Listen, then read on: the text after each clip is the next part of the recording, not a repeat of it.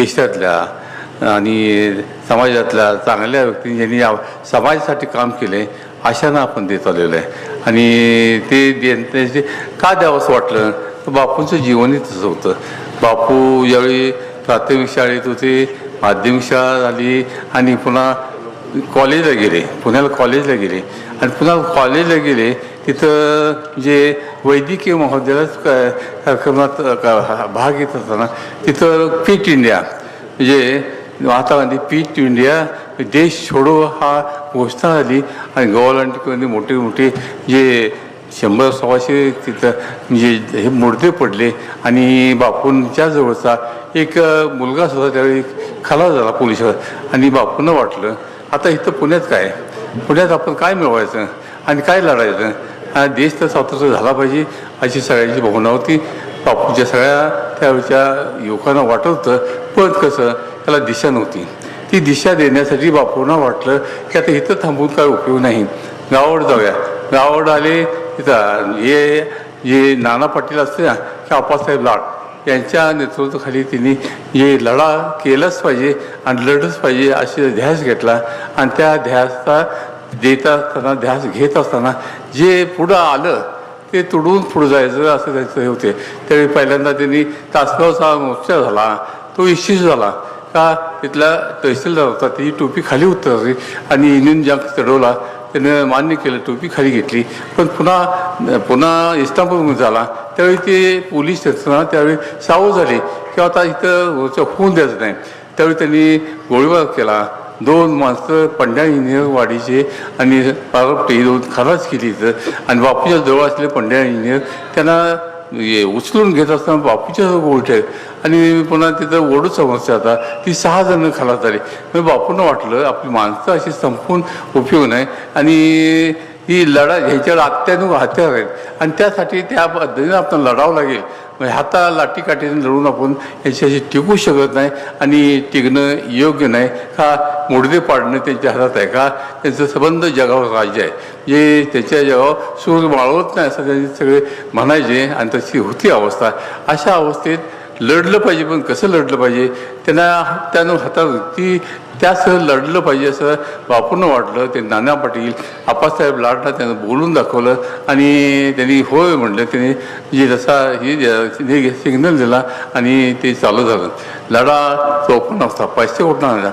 बापूचं एकच होतं, लढ्याला जे पैसा लागेल, हत्यारासाठी पैसा लागेल तो जनतेचा घ्यायचा नाही, जनतेत घ्यायचं नाही, शासनाचाच पैसा लुटायचा आणि त्यातून हत्यार जमवायची आणि त्याच्याशी लढायचं.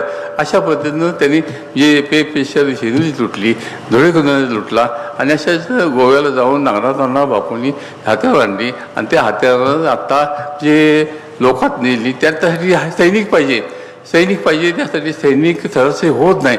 बापूंनी त्याच्या सगळ्या साधनांनी ती तुफान सेना स्थापन केली आणि तुफान सेनेची स्थापना हेतून कुंडलमध्ये झाले आणि ते स्वतः त्यातले फील्ड मार्शल होते.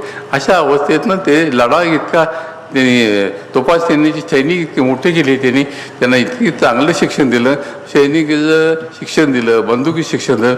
अशात ही लढा उभा झाला असं वाटला आणि त्या लढा म्हणजे सशस्त्र लढा त्यांना इंग्रजांच्या फौजाचा तोड देऊ शकला. आणि देत असताना तो कसा द्यायचा ही नाना पाटील त्याला शिकवत होते, आप्पासाहेब लाड शिकवत होते आणि अशा पद्धतीनं इतका मोठा लढा उभा केला. पण बापूंचा लढा असा होता की फक्त ह्यांच्या सैनिकाचे लढून उपयोग नाही. आज त्यांचे किती इंग्लंडमध्ये किती लोक होते, संबंध देशात जास्तीत 13-14 हजार लोक होते आणि इतक्या मोठ्या खंडप्राय देशाची लोकांशी लढतायत, मूर्ती पाडतायत. पण त्यांच्या पद्धतीनं त्यांना तशाच पद्धतीनं लढा दिला पाहिजे असं ओळखून त्यांना जे सैनिक उभा केलं, तुफान सेना उभा केली, प्रतिसत्ता म्हणजे पॅरल गव्हर्नमेंट त्यावेळी होतं ती उभा केलं. आणि ती उभा होत असताना ज्यांना सैन्यात सामील व्हायचं असतं त्यांना अशा पद्धतीने सैनिक दिलं.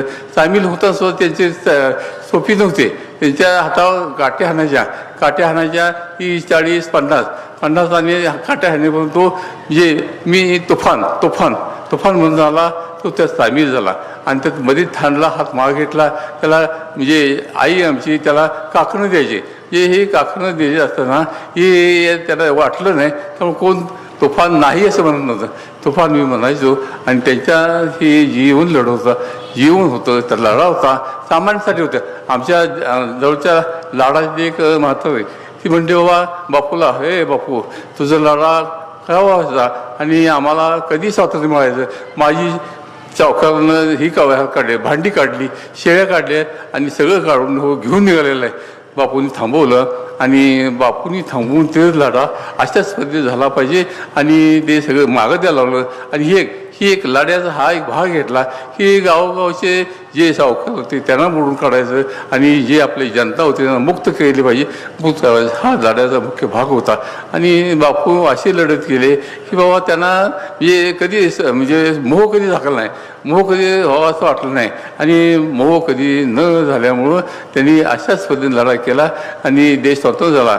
आणि त्यावेळी जे आता आपले पाहुणे आहेत माजी कुलगुरू, त्यांनी जे केलं ते खूप मोठं आहे. त्यांच्याविषयी सांगितलं ते खूप मोठं सांगितलेलं आहे. चंद्रकांत दळवी तर आपल्या जिल्ह्यातही होते आणि आता तर रयत शिक्षण संस्थेचे अध्यक्ष आहेत.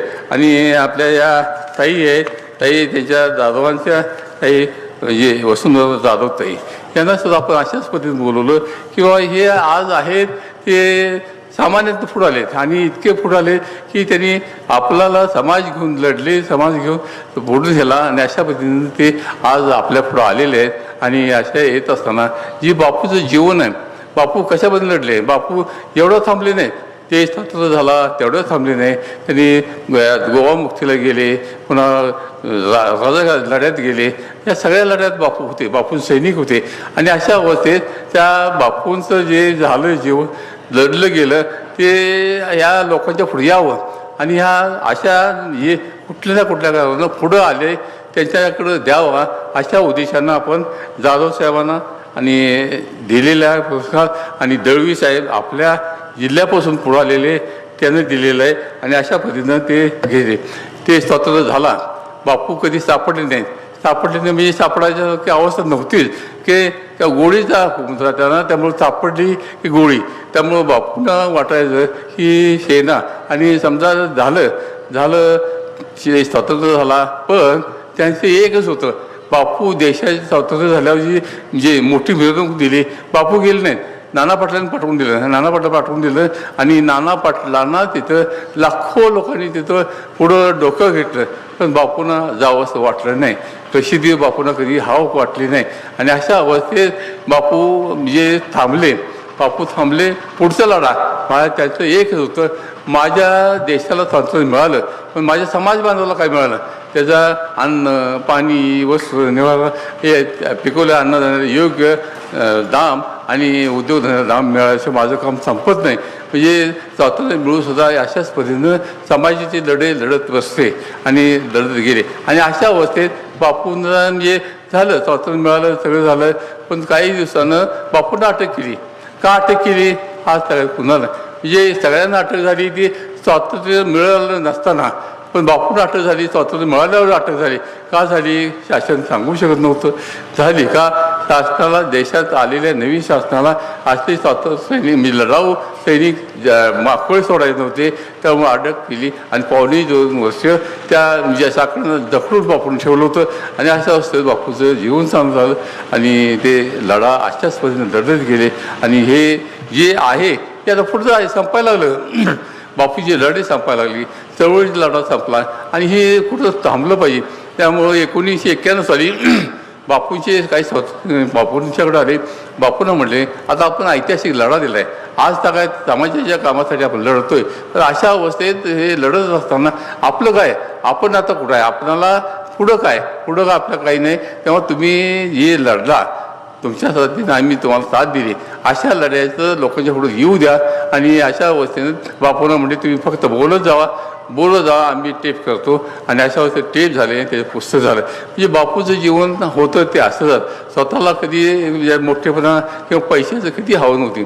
बापूची पेन्शन तर जवळजवळ 43,000 भेटायची, म्हणजे स्वातंत्र्य चळवळीची आणि MLCची. पण त्यांनी बापूंना आम्हाला कोणाला दिलं नाही, आईला सुद्धा दिले. त्यांनी त्या बोर्डिंगमध्ये बसायचे, ज्यांना कोणाला नाही त्यांना ते वाटून टाकायचे. ही सगळी पेन्शन अशाच पद्धतीनं वाटून टाकली. त्यांचं एकच भावना होती की बाबा मला समाजानं निवडून दिलं, ते काही पेन्शनसाठी दिलं नाही, ते हक्क त्याचा समाजाचा आहे. आणि मला चळवळीत मी लढलो, त्यासाठी मला शासनाची पेन्शन मिळाली. ती लढलो म्हणजे काय, पेन्शनसाठी नाही लढलो आम्ही, मग लढलो त्या जनतेसाठी लढलो आणि ह्याचा हक्क जनतेचा आहे.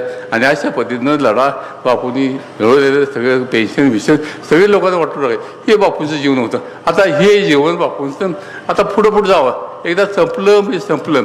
आता महात्मा गांधी इतके मोठे देश लेवलचा प्रदेश नाव असलेले व्यक्तिमत्व, पण ते संपलं म्हणजे गेले, खून केला म्हणून त्यांचा.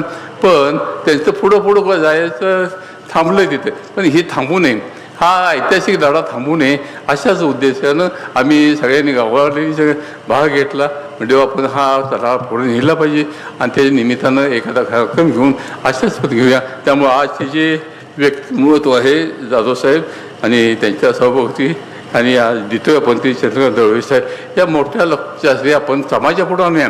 त्यांचं काम आणूया. बापूंचं जे काम होतं समाजापुढे ते आणू शकत होतं, पण आता हे स्वातंत्र्य सैनिकांनी आणलं. आता हे जे काम आहे ते समाजातल्या बापूचं जे काम आहे, समाज तत्सम व्यक्तीला काही ना काही त्याचं नाव यावं आणि बापूंचं नाव आपल्याला असंच पुढं चालू ठेवता यावं अशाच उद्देशाने हा पुरस्कार चालू केला. आज काय देत आलेलो आहे. चांगली व्यक्ती आपल्याला भेटल्या, त्यांना दिलेलं आहे. आणि आज सुद्धा चांगल्या म्हणजे समाजासाठी आणि जनतेसाठी विद्यापीठासाठी ज्यांनी हे आयुष्य घालवलं, दळवी साहेब तर प्रशासन होते, त्यांनी सुद्धा चांगल्या पद्धतीनं काम केलं. रयत शिक्षण संस्थेनं अध्यक्ष अशा व्यक्तींना आणि अशा व्यक्तीच्या हस्ते द्यावं ह्या उद्देशानं हा जे आजचा दिवस आपण आणला, आपण ते पुढं जनतेच्या पुढं मांडतोय. आणि अशाच पद्धतीनं बापूचं जीवन कुठं ना कुठे यावं. एकदा थांबलं म्हणजे थांबतोय, पण कुठेही जात नाही, म्हणजे कुणाला आठवणी होत नाही. तेव्हा अशा आठवणी नसावं, आठवणी त्यांच्या आस्ताला पाहू नये अशा उद्देशानं आम्ही हे चालू केलेलं आहे. आणि आज काय चालू ठेवलेलं आहे. आसपासची लोक येत आहेत, अशा भगिनी येत आहेत आणि तज्ज्ञ लोक प्राध्यापक लोक येत आहेत आणि सगळं ऐकून ते समाजात पुढे देत आहेत, समाजात पुढे नेत आहेत आणि त्या समाजाला अशाच पद्धतीनं सांगत जात आहेत. हा आमचा उद्देश होता. आणि आजची पाहुणी दोन्ही योग्य होते. चौदा किती ताई जाधवताई सुद्धा योग्य आपल्या व्यक्तीत मिळालं अशा पद्धतीनं आपण होते. आणि अशाच पद्धतीने इथून थोडंसं आपण घेऊया. आणि बापूचं नाव म्हणजे कामातलं नाव हे असंच पुढे नेऊया, सगळ्यांनी न्यावं अशी विनंती. आज हे आहे दत्त जयंती असताना महिला भगिनी सुद्धा खूप आल्या तशा. म्हणजे आम्हाला